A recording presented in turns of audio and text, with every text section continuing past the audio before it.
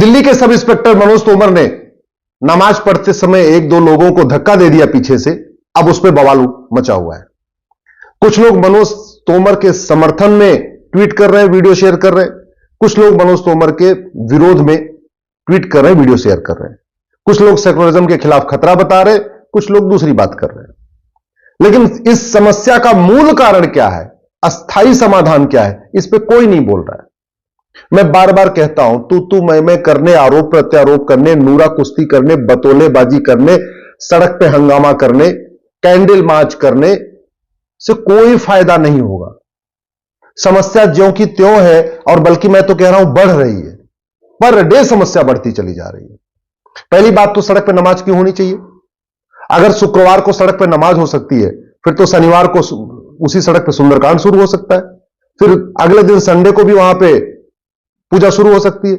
Ultimately अगर इस्लाम में केवल फ्राइडे को नमाज होती है, तो सनातन धर्म में तो 7 के 7 दिन किसी न किसी देवता का है। रविवार को सूर्य भगवान की पूजा होती है, सोमवार को शंकर जी की पूजा होती है, मंगलवार को हनुमान जी की पूजा होती है, बुधवार को गणेश जी की पूजा होती है, बृहस्पतिवार को भगवान विष्णु की पूजा होती है, शुक्रवार को देवी जी की पूजा होती है, शनिवार को शनिदेव की पूजा होती है। तो 7 के 7 दिन। अब जहां अगर फ्राइडे को नमाज पढ़ी जा रही है, अगर उसी स्थान पे 7 दिन शंकर जी, हनुमान जी, गणेश जी और सबकी पूजा शुरू हो जाए, तो आखिर होगा क्या इस देश में? जैसे मंदिर में पूजा होती है, गुरुद्वारे के अंदर पूजा होती है, चर्च के अंदर पूजा होती है, वैसे मस्जिद के अंदर नमाज क्यों नहीं हो सकती? और जहां तक नमाज, अगर ज्यादा भीड़ बढ़ रही है तो ठीक है, शिफ्टों में कर लो। कोई 2 बजे नमाज कर ले, कोई 3 बजे कर ले, कोई 4 बजे कर ले, कोई 5 बजे कर ले, कोई 6 बजे कर ले। ऐसा क्या जरूरी कि 2 बजे ही सबको करना जरूरी है? अगर अरब में सब लोग 2 बजे करते हैं, वो अपनी सुविधा से करते हैं, तो जरूरी है कि जो अरब में होता वही भारत में हो। और अगर अरब की नकल करनी है, तो अरब में तो एक भी मजार नहीं है। मजार बनाना, मजार पे जाना हराम है, इसलिए अरब में एक भी मजार नहीं है। दरगाह बनाना, दरगाह पे जाना हराम है, इसलिए अरब में एक भी दरगाह नहीं है।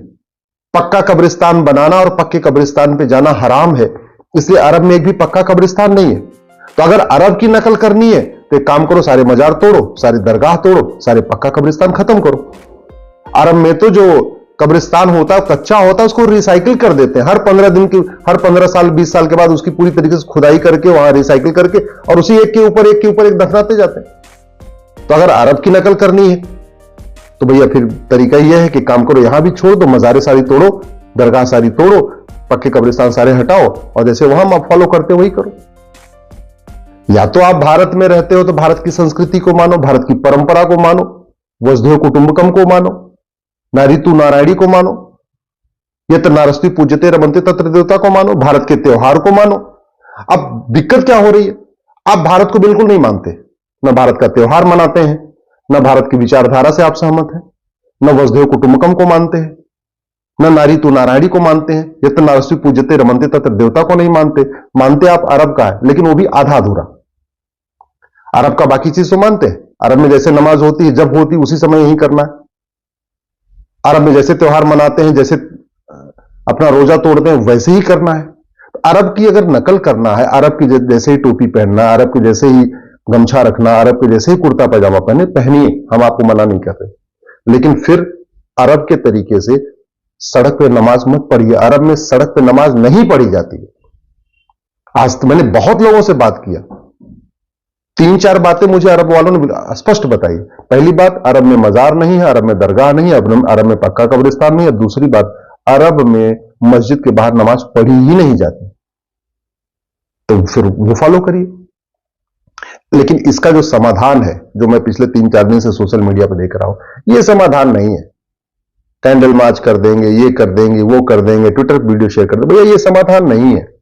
समाधान है कठोर कानून। अगर आप व्यवस्था क्रिएट करेंगे, लॉ एंड ऑर्डर क्रिएट करेंगे, आपको कठोर दंड मिलेगा। इसके लिए कानून बनाना पड़ेगा। अगर आप सड़क के किनारे अवैध निर्माण करेंगे, आपको 100% प्रॉपर्टी जब्त होगी, आपकी नागरिकता भी खत्म होगी, और आपको 10 से 20 साल सजा मिलेगी। ऐसा कानून बनाना पड़ेगा।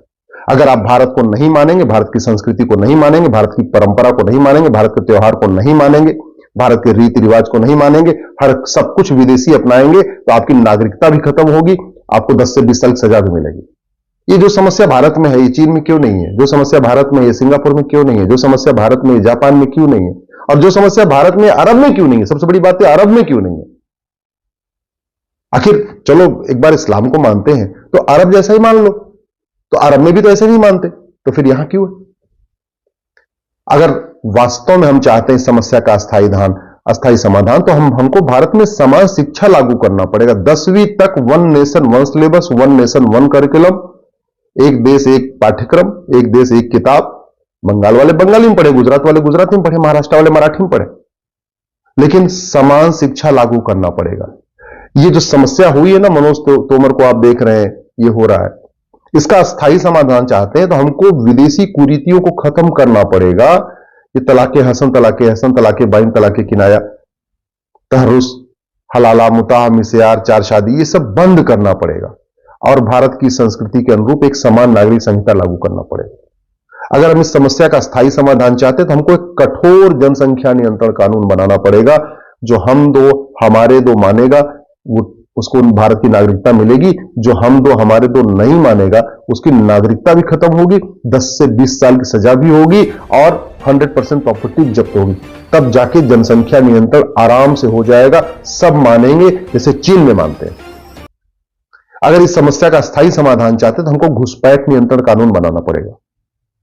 घुसपैठ तब रुकेगी जब घुसपैठियों, उनके मददगार नेताओं और घूसखोर कर्मचारियों को जो पैसा लेके घुसपैठियों का आधार बनाते हैं, राशन कार्ड बनाते हैं, वोटर आईडी बनाते हैं, ड्राइविंग लाइसेंस बनाते हैं, पासपोर्ट बनाते हैं, वोटर आईडी, सब कुछ डोमिसाइल सर्टिफिकेट बनाते हैं, उनकी 100% प्रॉपर्टी जब्त करने, सिटीजनशिप खत्म करने और 20 से 50 साल की सजा देने के लिए कानून बनाना पड़ेगा।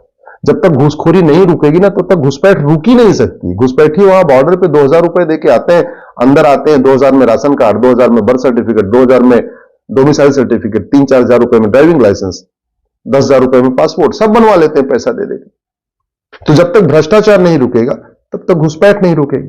घुसपैठ हमारे लिए खतरा है, उसको रोकने के लिए हमारे पास कठोर कानून नहीं। जनसंख्या विस्फोट हमारे लिए बहुत बड़ा खतरा है, उसको रोकने के लिए हमारे पास कानून नहीं। धर्मांतरण हमारे लिए बहुत बड़ा खतरा है। 9 राज्यों से खत्म हो गए आजादी के बाद, 200 जिलों से खत्म हो गए, 900 तहसीलों से खत्म हो गए। 9 राज्यों से, 200 जिलों से, 900 और तहसीलों से खत्म हो चुके हैं, डेमोग्राफी बदल चुकी है। इसके बावजूद धर्मांतरण के खिलाफ हमारे पास कानून नहीं। जो आदमी विदेशी पंथ में कन्वर्जन कराए, 2 तरीके के रिलीजन है, एक भारतीय रिलीजन, एक विदेशी रिलीजन। भारतीय रिलीजन मतलब जैन, बौद्ध, सिख, हिंदू, ये भारत इनकी शुरुआत भारत में हुई। विदेशी रिलीजन क्या है? क्रिश्चियनिटी है, इस्लाम है। जो आदमी विदेशी रिलीजन में कन्वर्ट कराए, जो विदेशी रिलीजन में कन्वर्ट कराने वालों की मदद करे, उनकी 100% प्रॉपर्टी जब्त करने, सिटीजनशिप खत्म करने, 10 से 20 साल सजा देने के लिए कानून बनाइए। मैं गारंटी के साथ कहता हूं धर्मांतरण कल रुक जाएगा। आप घुसपैठियों की 100% प्रॉपर्टी जब्त करने, नागरिकता खत्म करने, 10 से 20 साल की सजा देने के लिए कानून बनाइए। घुसपैठियों के मददगारों की 100% प्रॉपर्टी जब्त करने, उनकी नागरिकता खत्म करने और उनको 10 से 20 साल की सजा देने के लिए कानून बनाइए। मैं गारंटी के साथ कहता हूं सारे घुसपैठी अपने आप भाग जाएंगे, एनआरसी करने की जरूरत ही नहीं पड़ेगी। सारे घुसपैठी अपने आप छोड़ छोड़ के भाग जाएंगे। केवल उनको 3 महीने का टाइम दे दिया जाए, भैया 3 महीने बाद जो पकड़ा जाएगा सिटीजनशिप भी खत्म होगी, नागरिकता भी खत्म होगी और 10 से 20 साल जेल में रहना पड़ेगा, अपने आप भाग जाएगा। अगर हम वास्तव में चाहते हैं कि ये जो समस्या हुई है दिल्ली में ये रुके, तो हमें भारत में जस्टिस विद इन ईयर लागू करना पड़ेगा। 1 साल के अंदर सजा मिलेगी, मतलब कानून कठोर हो और सजा 1 साल में मिले।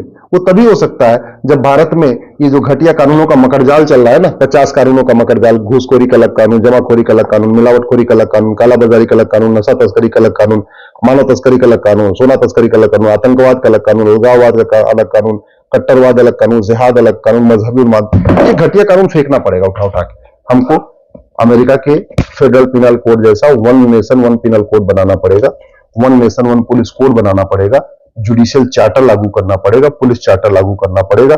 1 घंटे के अंदर एफआईआर हो, 1 महीने के अंदर जांच पूरी हो, एक हफ्ते पे तारीख लगे और साल भर के अंदर फैसला हो। ये व्यवस्था लागू करना पड़ेगा, इसके बिना कुछ नहीं होगा। नहीं तो याद रखिए 1947 में भी दुकान, मकान, घर परिवार सब कुछ छोड़ के भागे थे, और अगर कानून नहीं बदला तो 25 साल के बाद फिर सब छोड़ के भागना पड़ेगा। आज के नेता 25 साल के बाद आपको बचाने नहीं आएंगे। आज के अभिनेता, आज के लेखक, आज के बुद्धिजीवी, आज के पत्रकार, आज के कलमकार, आज के महामंडलेश्वर, आज के मठाधीश, आज के कथावाचक, आज के भागवत कथावाचक, ये जिनके भरोसे आप बैठे हुए, ये 25 साल के बाद आपके बच्चों को बचाने नहीं आएंगे। लेकिन जिन कानूनों की बात मैं कर रहा हूं, अगर ये कानून बना दिए गए तो 25 साल तो छोड़िए, अगले 500 साल तक आपका परिवार सुरक्षित रहेगा, आपके नाती पोते भी सुरक्षित रहेंगे। अगर मेरी बात ठीक लग रही हो, इस वीडियो को अधिक से अधिक शेयर करिएगा। देश दुनिया की खबरों के लिए बने रहे हमारे साथ, देखते रहिए न्यायिक नायक न्यूज। अगर आपको वीडियो पसंद आया तो वीडियो